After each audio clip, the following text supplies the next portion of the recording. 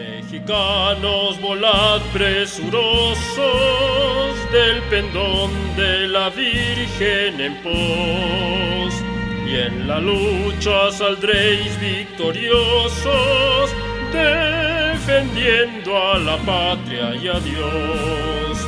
Mexicanos, volad presurosos del pendón de la Virgen en pos, y en la lucha saldréis victoriosos, defendiendo a la patria y a Dios. ¿Qué tal, amigos? En esta ocasión, bueno, como ya escucharon al principio de este video, para empezar, pues es grabado, ¿no? Como ya se habrán dado cuenta. Y eso es porque, bueno, pues en esta plataforma a través de la cual están ustedes viendo este video, pues nuevamente nos volvieron a castigar. Estamos en una semana de restricción en la cual no podemos hacer transmisiones en vivo ni subir videos. Así que este video que ustedes vean, pues evidentemente va a ser posterior a que pase esta semana de castigo. Y por eso decidimos subirlo primero a nuestro canal alternativo que tenemos creado precisamente para estas emergencias, dado que pues, esta plataforma está muy sensible para ciertos temas. Y la verdad es que nos llamó la atención que nos hubieran castigado por un video que subimos hace como un año. Es un video de una entrevista que hicimos a una biotecnóloga boliviana y que pues apenas nos castigaron por la razón que yo la verdad desconozco, evidentemente por los temas que tratamos, pero bueno, en fin. Como escucharon al principio de este video, y voy a tratar de hacerlo cada vez que sea posible, puse un pedazo de uno de los temas que he grabado en los discos que preparé este año precisamente para rescatar un poco de la memoria histórica musical de la lucha cristera. Que yo considero que se puede considerar el segundo himno nacional mexicano, porque narra la historia de la relación de México con la aparición de la Virgen de Guadalupe y el impacto que ha tenido. Es un poema precioso, compuesto por es José López Portillo y Rojas, un poeta jalisciense que además fue el último gobernador porfirista de Jalisco. Él, no tengo exactamente el dato cuándo lo compuso, pero fue a principios del siglo XX, y es una pieza maravillosa que ha servido también para enfervorizar a la gente. Yo tuve la fortuna, la dicha de cantarla de manera simbólica, bueno, real y simbólica. Por ahí debe de andar algún video y que después quizá, si alguien tiene interés, lo podría compartir. En octubre del 2020, en la plancha del Zócalo capitalino, atravesando la plaza, la fui cantando, obviamente a todo pulmón. Cuando fuimos a hacer esta cobertura especial del plantón de Frena, ¿no? Donde estaba el campamento con las casas de campaña, y entonces yo tuve la fortuna de encontrarme una amiga, bueno, de conocer más bien a una soprano, de la cual después nos hicimos amigos, y le propuse, oye, pues ya estamos aquí, ¿por qué no cantamos esto que es este himno tan heroico que muestra la relación de México con la aparición de la Virgen de Guadalupe, y a través del campamento lo estuvimos cantando. Bueno, entonces quise poner este fragmento al inicio de este video porque muchos de ustedes me habían hecho el favor de pedírmelo en mensajes, que querían escuchar un poco de lo que había grabado y de los discos que yo he promocionado aquí, que ustedes saben que que he grabado este año. Ya llevamos prácticamente 4 discos producidos. 2 son de temas religiosos, himnos dedicados a la Virgen María, a la Virgen de Guadalupe, a Cristo Rey, evidentemente, y algunos himnos que son muy importantes, pero que prácticamente ya nadie canta, ¿no? Como el himno de la Acción Católica Mexicana, el himno que es conocido, pero bueno, ya no es tan como debería de ser, el himno del primer Congreso Eucarístico que hubo en México en 1924, previo ya en el ambiente totalmente de la persecución religiosa y previo al arranque del conflicto, y algunos otros temas más. Si ven que hago un poco de gestos, les ofrezco una disculpa, lo que pasa es que ahora me tocó grabar acá en exteriores y bueno, pues el sol está cayendo a plomo. Así que voy a tratar de ser muy concreto en lo que voy a decir, porque si no aquí me voy a calcinar. Y ojalá que, bueno, ahorita no se ve ninguna nube en el cielo, pero bueno, esperamos que pronto llegue alguna y nos haga el favor de hacer un poco más llevadera esta sesión. de lo que quiero hablar, bueno, ustedes me habían hecho, bueno, perdón, ya nada más para terminar la idea de lo del video, de lo del tema inicial, voy a tratar de estar poniendo algunos fragmentos para que ustedes conozcan y escuchen cómo se oye lo que canté, y si les inspira, les motiva, si les agrada, pues que puedan hacer el favor de adquirir los discos. Los pueden descargar directamente a su celular, está en la página, en esta página, bueno, en estas que están aquí arriba, las pueden ver, sobre todo bueno, en la mía, ¿no? Que es la personal, que es esta, la www.misage.com.mx, ahí vienen los discos, y de ahí los pueden descargar directo a su celular. También en la descripción de este video, en la parte de abajo, también pueden tomar el link y directamente ahí lo pueden comprar en la tienda virtual de la página y descargar a su celular. Bueno, una vez terminado este comercial, ¿no?, que era importante hacer, quiero tocar algunos temas. Ustedes me habían solicitado muy amablemente que pudiera hablar sobre lo que fue bueno, pues evidentemente el resultado de la elección. Ya había comentado un poco el día, precisamente el mismo 6 de junio, pero que también comentar algo sobre la visita de Kamala Harris y de lo que ha venido pasando, que ha sido muy intenso y muy interesante en los días posteriores a la visita. Bueno, vamos a tratar de comentar un poco de todo. Yo creo que lo más relevante que nos arroja la elección del pasado 6 de junio, pues es la derrota estrepitosa que sufrió Morena, y sobre todo la estructura, específicamente la estructura de López Obrador y Claudia Sheinbaum en la Ciudad de México, que es muy importante eso, y en el Estado de México, en toda la zona conurbada de los municipios del Estado de México que rodean a la Ciudad de México, la mayoría que estaban en manos de Morena y que los pierde y los recupera el PAN, ese corredor azul, ¿no?, de la zona industrial, de este cinturón industrial que rodea a la Ciudad de México. Recupera pues la oposición, ¿no?, esta posición de gobierno, lo cual yo creo que es muy importante. Bueno, ese es yo creo que el primer punto a tratar, este golpe, porque aquí se divide básicamente el gabinete y se dividen, o se declara ya una guerra abierta entre los aspirantes y suspirantes para la sucesión presidencial del 2024, donde López Obrador, pues no sabemos si se va a ir, si se va a querer quedar, va a alargar su periodo como él quisiera, como lo hizo con Arturo Saldívar en la Suprema Corte de Justicia. Pero lo que sí nos queda muy claro es que hay una guerra interna dentro de Morena, y hay que difundirla, y hay que la gente sepa que se están partiendo, y que esto va a ser una guerra ya ahora sí declarada, abierta y sin cuartel. Por un lado, está en una alianza, vamos a llamarlo así, forzada, está Marcelo Ebrard con Ricardo Monreal. Ambos son aspirantes a la presidencia. Los dos no pueden ser presidentes, uno de los dos lo sería en dado caso de que la situación se acomodara.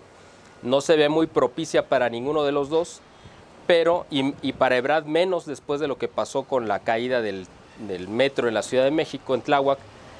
Pero los dos saben que se necesitan como aliados para poder combatir a la que es la candidata oficial de López Obrador, que es su nuera, Claudia Sheinbaum, ¿no?, la mamá de uno de sus nietos. Bueno, la otra contendiente pues es ella, precisamente, Claudia Sheinbaum, la jefa de gobierno, actual alcaldesa de la Ciudad de México, pero a ella también le salió muy cara la caída del tren, porque de hecho, y todo el desgaste que ha tenido el gobierno de López Obrador en estos 2 años, y el de ella también, y la factura la acabó pagando ella, es decir, la derrota política en la Ciudad de México se le debe principalmente a ella, por los errores de López Obrador, pero a ella por su sumisión y ella pues por su torpeza también. Entonces, a quien se le debe de colgar la medalla, por decirlo de alguna manera, de la derrota de Morena en la Ciudad de México, esta derrota histórica, porque además ustedes recordarán que durante 25 años, desde 1997 que hubo elecciones por primera vez en la Ciudad de México y las gana Cuauhtémoc Cárdenas, nunca había soltado el poder la izquierda. Primero fue por el PRD, y después por Morena, pero nunca habían soltado el poder.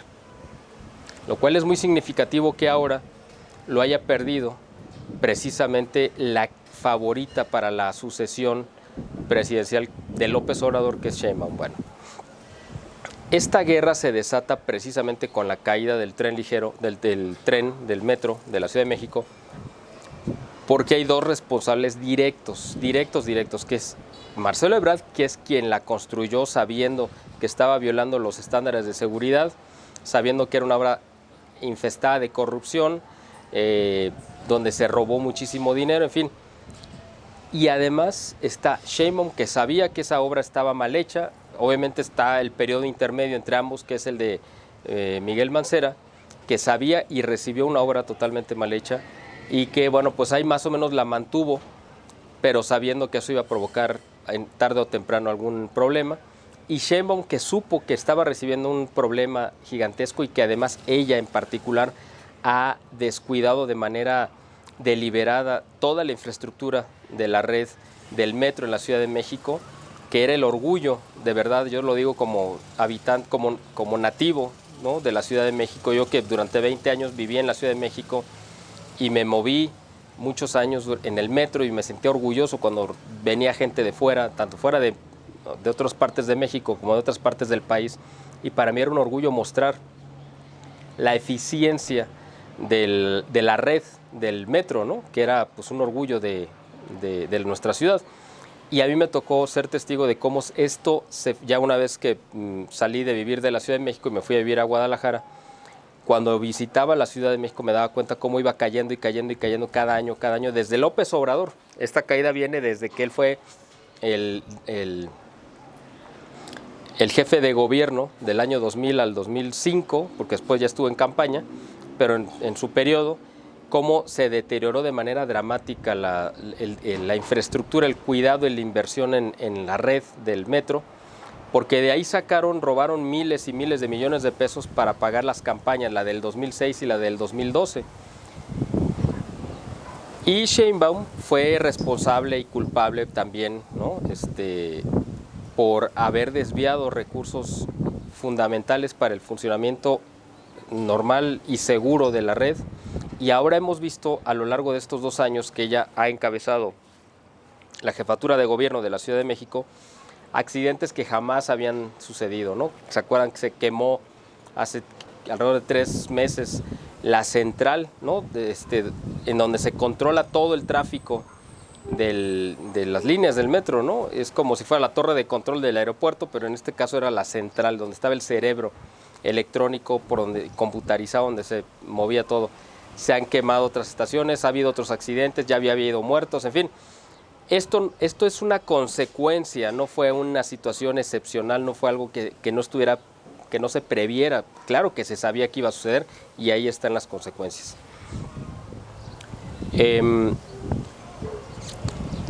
Para los dos, para Ebrard y para Claudia Sheinbaum, esto no sabemos si va a ser su tumba política, así como cayeron los 2 trenes en esa imagen dramática que le dio la vuelta al mundo y que además quedó formando la letra M, ¿no?, de Morena o de muerte. Así quedaron ellos dos también colapsados, cabeza con cabeza, boca abajo, ¿no? Sus aspiraciones, me refiero. López Obrador, ustedes saben, bueno, hace unos días sacó su lista de posibles candidatos o contendientes o aspirantes a la sucesión presidencial del 2024. Y en esa lista menciona, si no mal recuerdo, 4 personas: a Claudia Sheinbaum, evidentemente, a Esteban Moctezuma, el que fue secretario de Educación, a Juan Ramón de la Fuente, que durante un tiempo fue rector de la UNAM y luego secretario de Educación, y a Marcelo Ebrard. Son los 4 personajes que él considera que tienen posibilidades o aspiraciones de llegar a sucederlo en la presidencia. A quien omitió, y de hecho hizo la lista solamente no para incluir a alguien, sino para omitir a alguien, y ese alguien era precisamente Ricardo Monreal. Ese fue el gran sacado de la lista, ¿no?, el gran faltante de esa lista, lo cual es muy interesante, porque de entrada ya está avisando López Obrador, le está dando un mensaje a Ricardo Monreal que lo va a dejar fuera. ¿Por qué lo hizo ahorita, después de la elección? Bueno, porque es una manera de vengarse de López Obrador de una jugada maestra que le ejecutó Monreal contra un bastión de poder de López Obrador. ¿Cuál es ese bastión de poder? Claro, la Ciudad de México, sí, pero dentro de esa Ciudad de México hay un corazón, va así el corazón, la esencia de la izquierda en México, que está centrada en la delegación Cuauhtémoc, en la cual yo nací.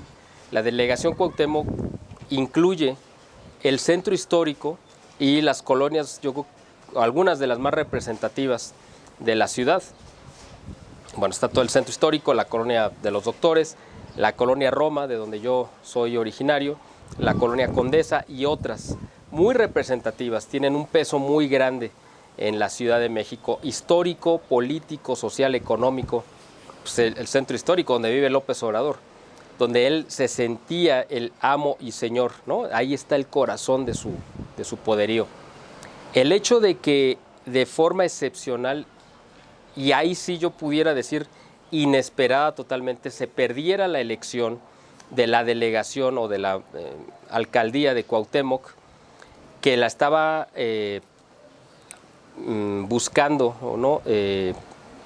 Dolores Padierna, que es la esposa de este infame personaje de la política, del círculo más cercano a López Obrador, que es este famoso señor de las ligas, que fue su secretario de Finanzas, ustedes lo recuerdan, René Bejarano, al cual se le hizo público en un video, en una entrevista con Broso hace ya muchos años, que él estaba recibiendo fajos de dinero de un argentino de apellido, bueno, de nombre Carlos Ahumada. Bueno, esa historia ya ustedes la saben.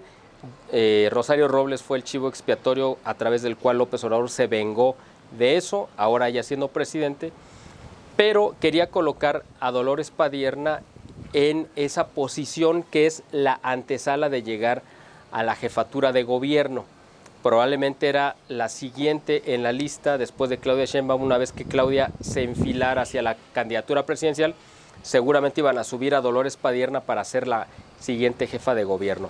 Pues con esto se le acabó las aspiraciones, porque nadie se esperaba que fuera a perder de manera abrumadora la delegación, bueno, o la alcaldía de Cuauhtémoc, porque además ahí está su bastión. Ella es la que ha extorsionado durante muchos años y maneja todas las redes de comercio ambulante, ¿no? Esa delincuencia disfrazada de comercio informal que tanto roba como vende lo robado en las calles y que no pagan impuestos. Bueno, ustedes ya conocen esa estructura, pues ella es la que lo controla, la que lo maneja, la que les da los permisos, etcétera. Ella es la jefa de esa mafia. Bueno, ella y su esposo, por supuesto. Entonces, nadie se esperaba que ella fuera a perder la elección en la delegación Cuauhtémoc. Hay alguien responsable que hizo posible que ella perdiera. Ese responsable, estoy seguro que es Ricardo Monreal. ¿Por qué? Porque Ricardo Monreal fue precisamente delegado o pues sí, en ese momento creo que todavía el nombre, el cargo era delegado de Cuauhtémoc, o de la alcaldía de Cuauhtémoc, del año 2015 al 2018.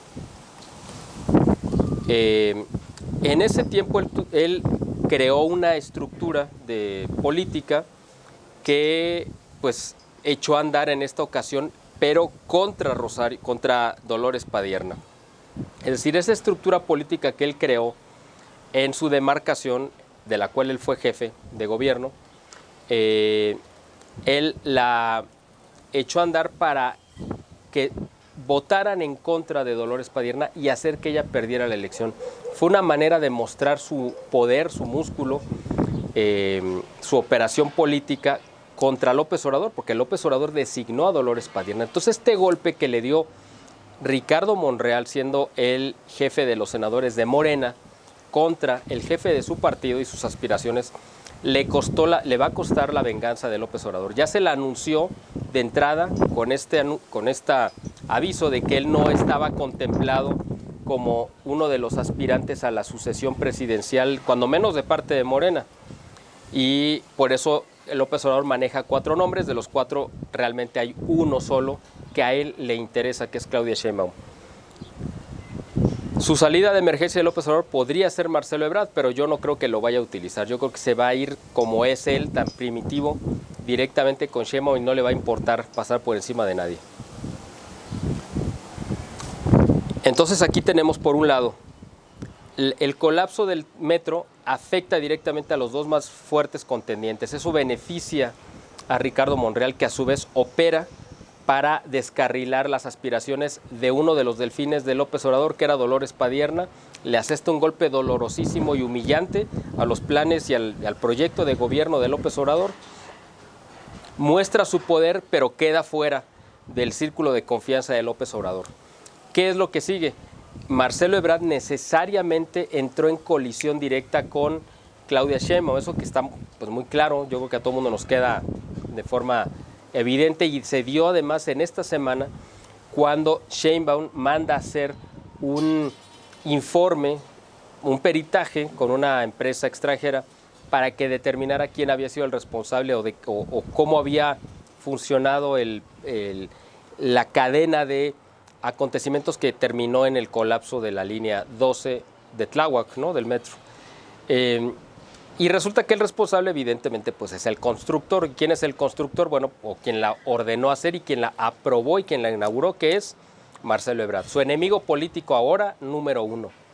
Pero además embarra el informe a Carlos Slim, porque fue el constructor, es decir, Marcelo Ebrard es quien la encarga, quien la mandó a hacer y quien la aprobó los planes, los proyectos, los cambios, etcétera.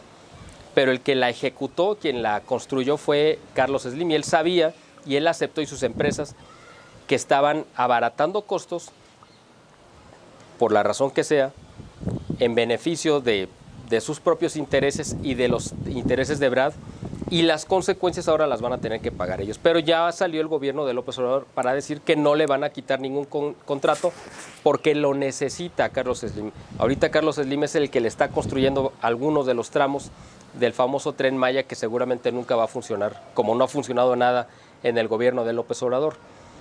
También tengo entendido que, bueno, está involucrado en eso, y tengo entendido que también en algo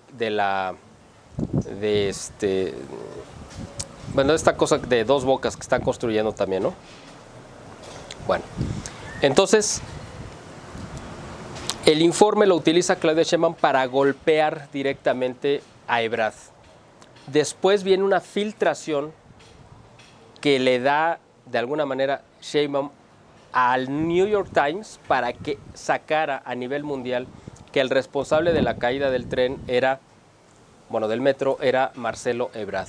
Ustedes recordarán, lo saben, que pues, el New York Times es el periódico oficial de la ciudad de Nueva York. La ciudad de Nueva York, ustedes lo saben, es la capital mundial del sionismo y del judaísmo. Ahí es donde se concentran los intereses financieros y económicos, principalmente de la banca judía. Claudia Sheinbaum es judía, ustedes lo saben, eso no es un secreto para nadie. Pero, y por eso me imagino que pues, entre hermanos, ¿no?, de religión se echaron la mano para golpear los intereses o descarrilar a ese contendiente que era Marcelo Ebrard. Bueno, previo a la visita de Kamala Harris se filtró, yo lo vi con Ricardo Alemán y lo vi con Ángel Verdugo. Ricardo Alemán retoma un fragmento de un video de Ángel Verdugo donde él lee un supuesto memorándum interno de la CIA hacia Kamala Harris. Él mismo dice que probablemente era un fake, es decir, era un memorándum falso. Alguien se lo hizo llegar a él lo leyó, y en ese se apuntan le marcan 6 puntos graves de la situación en México, y todos tienen que ver con el narcotráfico y la migración, pero sobre todo con el narcotráfico, y cómo el gobierno le ha cedido el control, el poder, el territorio, en fin.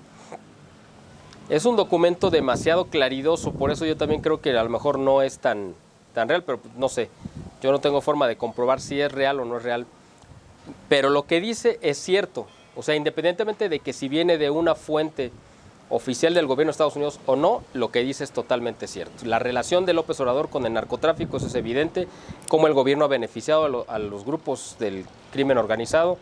El país está en gran medida en manos controlado el territorio nacional por los cárteles de la droga, en fin, todo lo que menciona ese documento. Pero también por ahí se filtró que previo a la visita de Kamala Harris, la reunión que había tenido, ustedes saben que estuvo aquí como una semana supuestamente el director y el subdirector de la CIA, previo a la visita de Kamala Harris, y López Obrador dijo, bueno, pues vieron a hacer una visita de protocolo y a revisar la logística. Entonces, por supuesto que eso no es verdad. Para eso está el departamento el servicio secreto. El servicio secreto, que es el que se encarga de cuidar al presidente, ellos son los encargados de la logística, nadie más. Solo ellos se encargan de la logística del presidente, el vicepresidente, el secretario de Estado y todo el gabinete cuando hacen visitas dentro de Estados Unidos o fuera. Ellos son los encargados. Entonces la CIA no vino, el presidente de la CIA, el director y el subdirector no vinieron a eso. Por ahí se filtró, yo lo leí en alguna columna, que también es, al final de cuentas, es un trascendido, pero no hay forma de comprobarlo. Pero supuestamente que el mensaje, a lo que vino a tratar el director de la CIA, que no se reunió, se supone, con López Obrador, sino con Marcelo Ebrard, fue a decirle que él tenía el aval y el respaldo del gobierno de Estados Unidos para que echaran ya a López Obrador del poder, y que si él asumía el control del gobierno, iba a tener todo el apoyo del gobierno norteamericano. Yo no sé si es verdad o no, pero también se filtró en esa misma columna que había habido una reunión de la cúpula de Morena y del gobierno con López Obrador unos días posteriores a la elección, pero me parece que 2 días antes de la elección, perdón, le dije posterior, pero no es antes de la elección. Me parece que un jueves, la elección fue el domingo y fue un jueves. Entonces, en esa reunión supuestamente le dijeron al presidente que se tenía que ir ya, que tenía que renunciar. Ahí estaba supuestamente Beatriz, que estaba toda eufórica, sorprendida, no eufórica, sino fúrica, es lo que quise decir, fúrica, totalmente sorprendida, y por supuesto que le cayó como vale de agua helada que se le levantaran la gente más cercana y de confianza para pedirle a López Obrador que se largara, ¿no? Porque ya era un desastre el que estaba haciendo con el país y que era el principal obstáculo para que se llevara a cabo los planes que ellos tienen, que al final de cuentas hay que tener muy en claro que López Obrador representa solamente ahorita la cara visible de un proyecto que está detrás, y que ese es el pernicioso. López Obrador es un torpe, es un enfermo, es un loco, ya lo sabemos, es un incapaz, un resentido social, un traumado, en fin. Pero si lo quitamos, que sería muy bueno, y llega otro, ese otro puede continuar con la misma agenda. O sea, el asunto es acabar con la agenda. Por eso es tan peligroso que lo que están diciendo muchos columnistas y analistas en México de que el gobierno, que López Obrador no representa a la izquierda, que es un falso izquierdista, que él realmente es de derecha, que es un conservador, etcétera, es algo muy perverso, porque es justificar la agenda comunista, la agenda de la izquierda, que es la que está destrozando al país, diciendo, no, es que López Obrador está haciendo tanto daño porque no está siendo de izquierda, sino porque es de derecha. Pues no es cierto. Por supuesto que está siguiendo el manual del comunista, el manual del dictador de izquierda, y ahí están las consecuencias. Bueno, entonces, esto es lo que se supuestamente trascendió de lo que vino a tratar el director de la CIA y el subdirector con Marcelo Ebrard. Y ahorita esta guerra entre Ebrard y Sheinbaum, y viene otro capítulo extra, otra filtración que salió, me parece que el día de ayer o hace un par de días.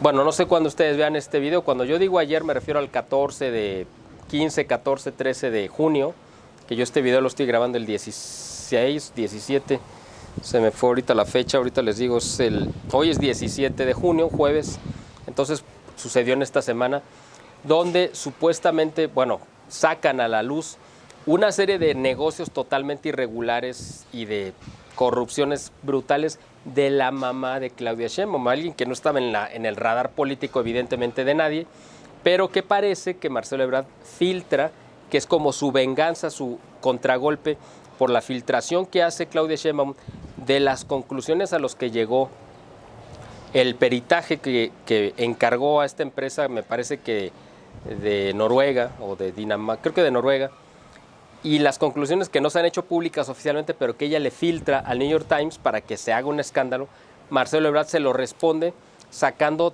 todos los negocios chuecos y de corrupción que tiene la mamá de Claudia Sheinbaum. O sea, es una guerra ahorita despiadada y sin cuartel. Vamos a ver qué sucede. Esto la verdad es que está muy interesante porque no sabemos qué vaya a pasar. Y por último, que al final de cuentas era la razón también en parte de hacer este video, era lo de la visita de Kamala Harris, que al parecer le vino a leer la cartilla a López Obrador en cuanto a lo que la política demencial que está siguiendo, en primera de entrega y de alianza con el narcotráfico. Evidentemente Biden y Kamala Harris representan los intereses del narcotráfico internacional, eso yo creo que está muy claro. Por eso los impusieron. Pero aparte de eso, ella vino a marcarle cómo debía de manejarse esa agenda. No como él quería manejarla y haciendo todas las tonterías y las locuras que está haciendo, sino le vino a leer ciertos puntos muy claros. Kamala Harris le concedió una entrevista, me parece que esta semana, hacia el 12 de este mes de junio, a la agencia de noticias AP, en la cual pues habló, de lo que trató, de los temas que trató con López Obrador y con el presidente de Guatemala, que a nosotros realmente pues lo que nos importa es lo que sucedió y lo que habló con México, donde le dijo claramente que tenía que respetar a la prensa, que tenía que respetar la iniciativa privada, que tenía que respetar a los organismos autónomos y a los organismos no gubernamentales. Y le avisó también que el gobierno de Estados Unidos iba a seguir financiando a los organismos que están combatiendo a la corrupción, como este famoso grupo que se llama Mexicanos contra la Corrupción y la Impunidad, que encabeza Claudio X González y que ha sido un dolor de cabeza para López Obrador porque se han encargado de hacer pues básicamente ese trabajo importantísimo que es evidenciar esta corrupción rampante que hay en México como no lo habíamos visto nunca, ni siquiera en tiempos de Peña Nieto, que pensábamos que era lo peor y lo más corrupto y lo más podrido a lo que hemos caído como país. Pues no, ya vimos que López Obrador todavía tuvo más voracidad y una podredumbre mucho mayor para corromperlo todo y acabar con los organismos autónomos que pudieran hacerle contrapesos. Entonces, este es el panorama estratégico que tenemos actualmente en nuestro país y yo espero que con esto puedan tener un poco más de claridad de qué es lo que está sucediendo y qué es lo que vamos a ver en los próximos semanas y meses. Esto independientemente de lo que está sucediendo en el panorama internacional, que, bueno, como corolario, como punto final, está el encuentro y la visita que hizo Biden a Putin, bueno, este encuentro que tuvieron en el marco también del grupo de la reunión del G7 en Inglaterra. Y bueno, pues ya saben, ¿no? La nota es el desliz, uno más, ¿no?, de la colección de Biden, que cuando se encuentra está hablando de Putin en una rueda de prensa y en lugar de decirle el presidente Putin, le dice el presidente Trump y se traba y entonces quiso decir Putin y ya no pudo. Fue un lapsus bidenicus que realmente pues son muy comunes en él, pues ya sabemos que es un hombre ya totalmente en la decrepitud y en la incapacidad y en la insania mental, y ahí están las consecuencias. Sabemos que esto evidentemente dejan que pase para justificar que Kamala Harris vaya a ser la siguiente presidenta en funciones en Estados Unidos sin pasar por una elección. Entonces, la situación está bastante delicada, la relación entre Rusia y Estados Unidos está en el límite y en cualquier momento se puede reventar y no sabemos qué pueda suceder. Biden está totalmente desquiciado, puede hacer cualquier cosa. El golpe que dieron en noviembre estaba enfocado con esta idea, ¿no?, de provocar una guerra que puede suceder y cualquier chispazo la puede detonar. Vamos a seguirle dando seguimiento a esta situación. Y bueno, pues desgraciadamente, como les decía al inicio del video, pues no puedo hacer transmisiones en vivo por varios días porque me castigaron el canal nuevamente. Cuando ustedes vean este video en nuestro canal oficial del BIE, pues es porque ya levantaron el castigo. mientras lo estamos subiendo a nuestra plataforma alternativa, que es el otro canal que tenemos del BIE, pero donde tenemos mucho menos suscriptores, y que además a los que estén viendo este video y que no estén suscritos a este canal, los invitamos a que lo hagan. Y que le den like, porque eso permite que más gente pueda verlo también, ¿no? Y les pedimos nuevamente que nos apoyen económicamente, porque es la única manera que tenemos de poder seguir adelante con este trabajo de investigación que es tan importante. Bueno, ya me había despedido, pero quiero decirles por último, que es muy importante, que estuvimos participando hace una semana, en un evento internacional que tuvimos aquí en Guadalajara, organizado por la Fraternidad Sacerdotal San Pedro, de la cual nosotros somos, mi familia y yo somos fieles, ¿no? O sea, estamos con ellos como parte de la comunidad. Y vino el cardenal Raymond Burke a Guadalajara a impartir una serie de conferencias junto con un grupo de personalidades a nivel internacional a defender la sana doctrina, la tradición, la misa tradicional, y pues fue un evento histórico. Ahí es donde yo aproveché también de presentar mis discos, ¿no? Sobre todo los de cantos religiosos, y uno de ellos vamos a tomar para dejar un fragmento al final de este video para que lo escuchen, así como tomamos uno al principio, vamos a dejar uno al final también para que lo escuchen. Y les repito, aquí al final, en los comentarios, en la descripción del video, vienen las ligas a través de las cuales ustedes pueden entrar a nuestras tiendas, de nuestras páginas que ustedes ven aquí arriba, y puedan descargar nuestro material para que se suscriban al BIE o para que puedan comprar ya sea nuestro disco de música mexicana o los dos discos que tenemos de música religiosa, porque están hechos precisamente para complementar esta batalla espiritual que estamos llevando a cabo. Todo esto que les comenté de México, de las relaciones internacionales, etcétera, es solamente un reflejo de la verdadera batalla que estamos lidiando a nivel mundial, que es una batalla espiritual. Lo que está sucediendo en la iglesia es lo mismo. Por eso fue tan importante que viniera el cardenal Burke a confirmarnos en la fe y a marcarnos ese camino donde sabemos hacia dónde tenemos que llegar, pero que a veces no está tan claro la ruta. Entonces, yo espero en un posterior video hablar un poco más sobre esto que vivimos ahí en este evento que se llamó Sumorum Pontificum, que es la tercera edición que se lleva a cabo aquí en Guadalajara y que esperemos que vengan otras muchas más. Pues yo les agradezco como siempre el favor de su atención. Soy Miguel Salinas Chávez, director y fundador del Boletín de Información e Inteligencia Estratégica, y como siempre, pues ya saben que aquí estaremos informándolos de lo más importante y los esperamos en la próxima, esperemos ya en una transmisión en vivo, donde siempre me es muy grato poder interactuar con ustedes. Muchas gracias y los espero pronto. Reine Jesús por siempre, reine su corazón, en nuestra patria, en nuestro suelo, que es de María la nación. En nuestra patria, en nuestro suelo, que es de María la nación.